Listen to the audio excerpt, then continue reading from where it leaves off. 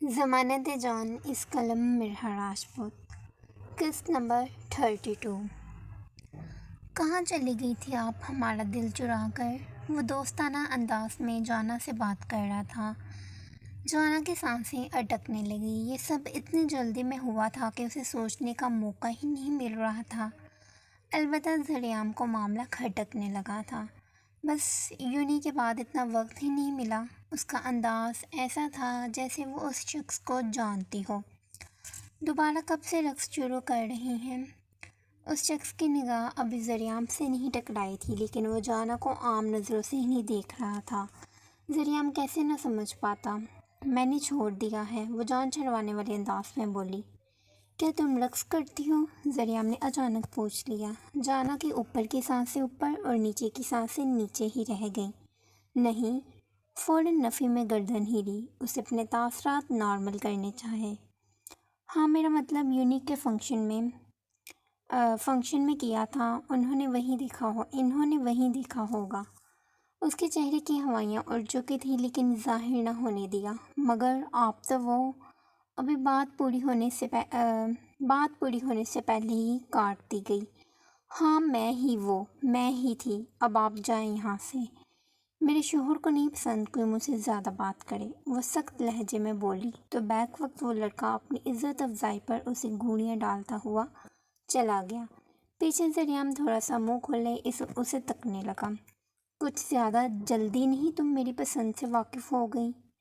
اس نے جانا کی چیئر کھینچے اپنے قریب کر لی۔ تم چپ رہو، جانا نے انگلی اٹھائے اسے وارن کیا۔ ہمت ہے تو چپ کروا لو۔ وہ اسے چیلنج کرتی نگاہوں سے دیکھنے لگا۔ تو کیا ٹیپ لگا دو تمہارے منہ پر؟ اس کی نگاہیں ارد گرد گھوم رہی تھی، کہیں کوئی اسے نہ پہچان لے۔ نہیں، تمہارے ہونٹوں سے بھی کام چل سکتا ہے۔ اس کا معنی خیز انداز جانا کو سرتا پیر سلگا گیا۔ اگر بغیرتی کی کوئی اور حد ہے تو وہ بھی پار کر لو۔ اس نے ہاتھ میں پکڑی ڈرنک ذریعہ کے منہ پر اچھالنی چاہی، مگر کچھ سوچ کر رک گئی۔ آخری حد بیڈ روم میں جا کر پار کروں گا۔ دفتن ذریعہ اس پر جھکا اور اس کے کان میں سرگوشی نما بولنے لگا۔ جانا نے مٹھیاں بھینچ لی۔ آؤ ڈانس کریں۔ اس سے دور ہوتے وہ اٹھا اور ایک ہاتھ اس کے آگے پھیلائے آفر کی گئی۔ مجھے ڈانس نہیں آتا، وہ بغیر سوچے بولی۔ وہ تو بھی کچھ وقت پہلے ہی پتہ لگ گیا تھا۔ وہ دھیما مسکرایا۔ تم میرا خون جلانے میری زندگی میں آئے ہو۔ جانا نے کرسٹل گرے آنکھوں سے پلکوں کی موٹی گھنی جھالر اٹھائی۔ نہیں، تمہارا دل جلا لیں۔ سہولت سے کہا گیا۔ جب سے آئے ہو جلا ہی تو رہے ہو۔ مجھے گھر جانا ہے، مجھ سے یہ ڈریس نہیں کیری ہو رہی۔ ہم لینے ہی کیا آئے ہیں یہاں؟ اس نے سافٹ ڈرنک کا ایک آخری گھونٹ بڑے بار ٹیبل پر رکھا۔ تمہارا ٹیسٹ لے رہا تھا میں۔ وہ جانا کے بالکل سامنے کھڑا تھا۔ کیسا ٹیسٹ؟ جانا کی آنکھیں کئی حد تک پھیل گئیں۔ گھر سے تو تم بھاگی نہیں، اب باہر لایا ہوں۔ یہاں بھی تم نے کوئی ہوشیاری نہیں کی؟ مطلب تم راضی ہو میرے ساتھ رہنے کے لیے؟ وہ اس کا امتحان لے رہا تھا، جانا کو کیسے نہ پتہ چل سکا۔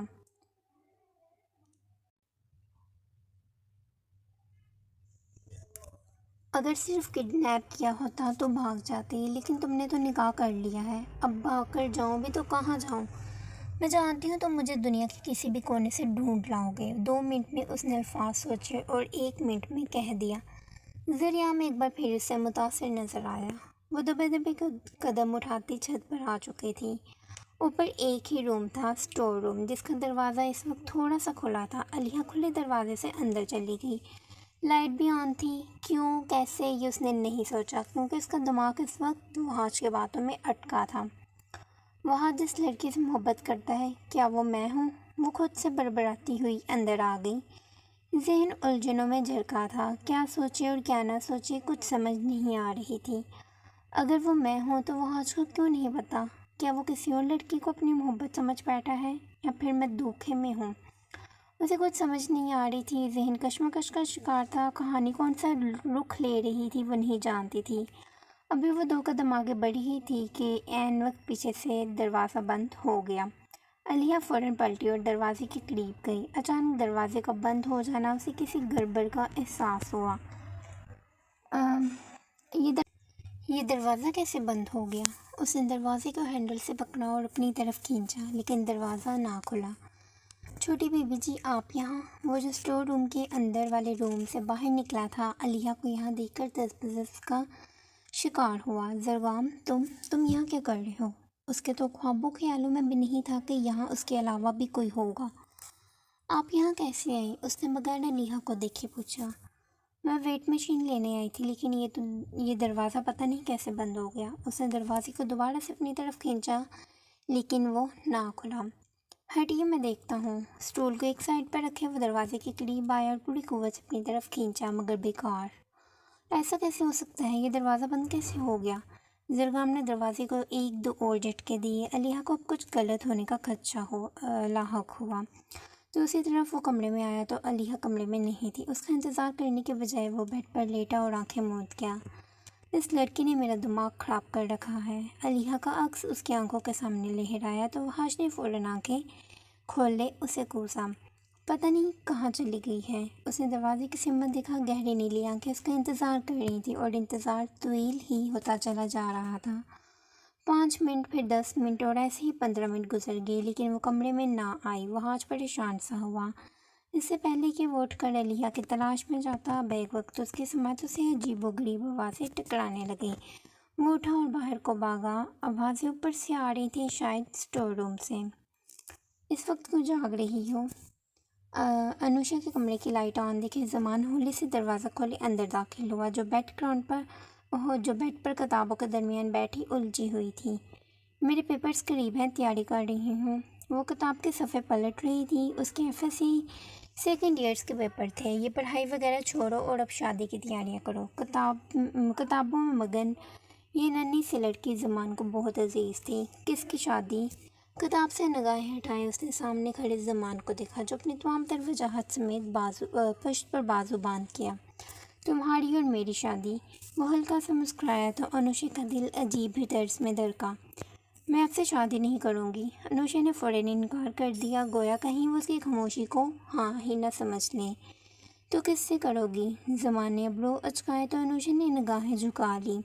میں کسی سے شادی نہیں کروں گی۔ وہ زرگام کے علاوہ کسی اور کی دلہن بننے کا تصور بھی نہیں کر سکتی تھی۔ حویلی میں تمہاری اور میری شادی کی بات چل رہی ہے تو اچھی لڑکیوں کی طرح ہاں کر دینا۔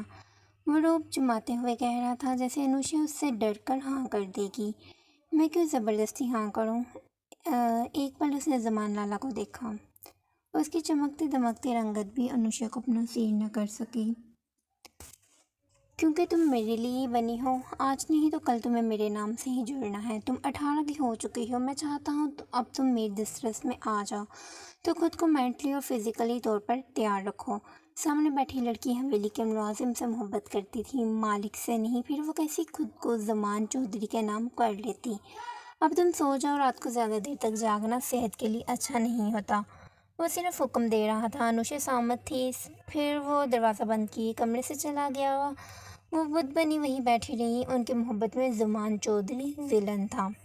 فرمان کی حالت غیر تر ہو رہی تھی۔ وہ دیوانہ وار سڑکوں پر گاڑی دوڑانے لگا۔ ماتھے پر پسینے کی ننھی ننھی بوندیں اور ہاتھ اسٹیئرنگ پر لرز رہے تھے۔ ابھی 2 منٹ پہلے ان رونگ نمبر سے جو کال اسے ریسیو ہوئی تھی، اس میں ایک آدمی بول رہا تھا، جس کا کہنا تھا کہ اس کی بیوی ان کے قبضے میں ہے۔ اتنا کہتے ہی کال بند کر دی گئی تھی۔ فرمان آواز نہیں پہچان سکا تھا، بس گاڑی کو ہوا میں اڑاتا چلا گیا۔ وہ بار بار مائسا کا نمبر ڈائل کرتا، لیکن آگے سے صرف خاموشی ملتی، گہری خاموشی۔ اس ایک لمحے میں وہ بہت گھبرا گیا۔ اچانک فرمان کے فون پر ایک میسج کی گھنٹی بجی۔ اس نے فوراً بریک لگا کر موبائل دیکھا۔ وہ ایک انجان نمبر سے لوکیشن تھی اور ساتھ ایک چھوٹا سا پیغام تھا کہ یہاں پہنچ جاؤ، تمہاری امانت یہاں ہے۔ فرمان کا دل زور سے دھڑکا اور اس نے بنا سوچے سمجھے گاڑی اس لوکیشن کی طرف موڑ دی۔ وہ شہر کے شور سے دور ساحل سمندر کی طرف بڑھ رہا تھا، جہاں اندھیرا تھا اور صرف لہروں کی آواز آ رہی تھی۔ جنون سر چڑھ کر بول رہا تھا، اگر مائسا کو کچھ ہوا تو وہ کسی کو نہیں چھوڑنے والا تھا۔ جیسے ہی وہ لوکیشن پر پہنچا، گاڑی ایک جھٹکے میں رکی۔ ہر طرف گہرا اندھیرا تھا، کچھ دکھائی نہ دیا۔ وہ گاڑی سے اترا اور بھاگتے ہوئے اس سمت گیا۔ اس کے قدم ریت میں دھنس رہے تھے، لیکن رفتار کم نہیں ہوئی۔ قریب پہنچے یکدم اس کے قدم جیسے جم سے گئے۔ اچانک ساحل کنارہ روشنیوں میں نہا گیا۔ ساحل کی ریت پر موم بتیوں سے ایک بڑا سا دل بنا ہوا تھا اور درمیان میں پھولوں سے سجی خوبصورت میز رکھی تھی۔ ہر طرف ہلکی نیلی اور سنہری لائٹس لگی تھیں اور لہریں جیسے کسی خاص استقبال کے لیے شور مچا رہی تھی۔ دفتر کوئی اس کے سامنے آیا اور بلند آواز میں کچھ کہا گیا۔ Happy birthday to you, happy birthday dear husband, happy birthday to you. وہ دونوں ہاتھوں سے تالیاں بجاتے ہوئی قریب آ رہی تھی۔ اسے صحیح سلامت دیکھ کر حرمان کے سانس میں سانس آئی۔ اس نے سرخ رنگ کا بہت پیارا جوڑا پہن رکھا تھا۔ حرمان کو یاد ہی نہیں رہا تھا کہ آج اس کی سالگرہ ہے۔ 5 سال اس نے خود کو فراموش ہی تو کر دیا تھا، جبکہ اگلے ہی لمحے وہ تیزی سے اس کی اور بڑھا اور اسے اپنے سینے میں بھینچ لیا۔ اس کی سانسیں پھولی ہوئی تھیں۔ مائسا کی گردن میں منہ دیے وہ گہرے گہرے سانس لینے لگا۔ مائسا تم کہاں تھی؟ تم نے مجھے کتنا ڈرا دیا تھا، مجھے لگا میں نے تمہیں کھو دیا ہے۔ اس کی آواز کانپ رہی تھی، لہجے میں چھپا ڈر صاف محسوس ہوا۔ پاگل ہیں آپ حرمان، ڈرے نہیں، میں آپ کی ہوں اور ہمیشہ آپ کے قریب رہوں گی، یہاں تک کہ آپ کی سانسوں سے بھی زیادہ قریب۔ وہ تھوڑا پیچھے ہٹی اور حرمان کی آنکھوں میں دیکھ کر دھیمے سے مسکرائی۔ کیسا لگا سرپرائز؟ اس نے حرمان کے گال پر ہاتھ رکھا اور اس کی آنکھوں میں موجود فکر کو اپنی محبت سے مٹانے لگی۔ یہ کیسے سرپرائز ہے؟ تمہیں پتہ ہے میں کتنا ڈر گیا تھا۔ حرمان نے مائسا کے ہاتھوں کو چوما اور اسے دوبارہ گلے لگا لیا۔ اب اسے سکون ملا تھا کہ اس کی دنیا اس کے ساتھ محفوظ تھی۔ کتنا ڈر گئے تھے آپ؟ مجھے سانس آنا بند ہو گئی تھی۔ حرمان نے اپنی کیفیت اس پر ظاہر کی۔ میں آپ کی آکسیجن ہوں کیا؟ وہ دور ہوتی حرمان کی بوڑھی آنکھوں میں ڈوبی۔ ہاں نا، تم ہو تو میں ہوں۔ اگر میں مر گئی؟ اس کے بولنے کی دیر تھی۔ حرمان نے فوراً اس کے ہونٹوں پر انگلی رکھی۔ تو میں بھی اسی لمحے مر جاؤں گا۔ وہ جانتی تھی یہی جواب آئے گا۔ 2 پل وہ دونوں ایک دوسرے کی آنکھوں میں کھوئے رہے۔ میں نے سوچا ہے آپ کو ایک موقع دے کر دیکھوں۔ حرمان کو اس پل کا انتظار صدیوں سے تھا اور اب وہ پل آ چکا تھا۔ مطلب آج کی رات میرے نام؟ ساری نے راز کی کہیں دور جا بسی۔ اب سے میری ہر رات آپ کے نام۔ وہ شرماتی ہوئی اس کے دل کے مقام پر سر رکھ گئی۔ حرمان اس کا چہرہ اپنی ہتھیلیوں میں بڑے جھکنے لگا کہ مائسا نے اس کی توجہ کیک کی جانب منتقل کروائی۔ پہلے کیک کٹ کر لیں۔ میز پر ایک بہت خوبصورت چاکلیٹ کیک رکھا تھا جس پر حرمان کا نام لکھا تھا۔ حرمان نے مائسا کا ہاتھ تھام کر کیک کاٹا۔ کیک کا پہلا ٹکڑا مائسا نے اسے کھلایا اور جواب میں حرمان نے مائسا کی پیشانی پر پیار بھرا بوسہ دیا۔ سرپرائز سے زیادہ مجھے تحفہ پسند آیا ہے۔ پھر حرمان نے مائسا کی کمر میں ہاتھ ڈال دیا، اسے اپنے قریب کر لیا۔ مجھے ابھی بہت ساری باتیں آپ سے کرنی ہے۔ سمندر کے قریب بیٹھے وہ فرمائش کر رہی تھی۔ حرمان کیسے جھٹک سکتا تھا؟ بس پھر اس کا ہاتھ پکڑے سمندر کے قریب بیٹھ گیا۔ مائسا نے اس کے شانے پر سر ٹکا لیا اور جو کہنا تھا سب کہہ دیا۔ پورے 20 منٹ بعد پوری پلاننگ سے وہ چھت پر گئیں۔ چہرے پر تیکھی مسکراہٹ تھی۔ آگے کا پلان انہیں زیادہ زبردست لگا۔ اسٹور روم کا دروازہ مسلسل بج رہا تھا لیکن شور نیچے تک نہ جا سکا۔ وہ دروازے کے قریب گئیں اور دھیرے دھیرے کنڈی کھولنا شروع کی، ایسے کہ لاک کی آواز اندر نہ جا سکے۔ پھر ایک جست میں وہ کسی طوفان کی طرح پورا دروازہ کھول گئیں۔ تم دونوں یہاں، وہ بھی اس وقت اور ایک ساتھ؟ اندر ان دونوں کو اکٹھے دیکھے وہ مصنوعی بے یقینی میں اتنی بلند آواز میں دھاڑی کہ ان کی آواز حویلی کے کونے کونے تک گونجی۔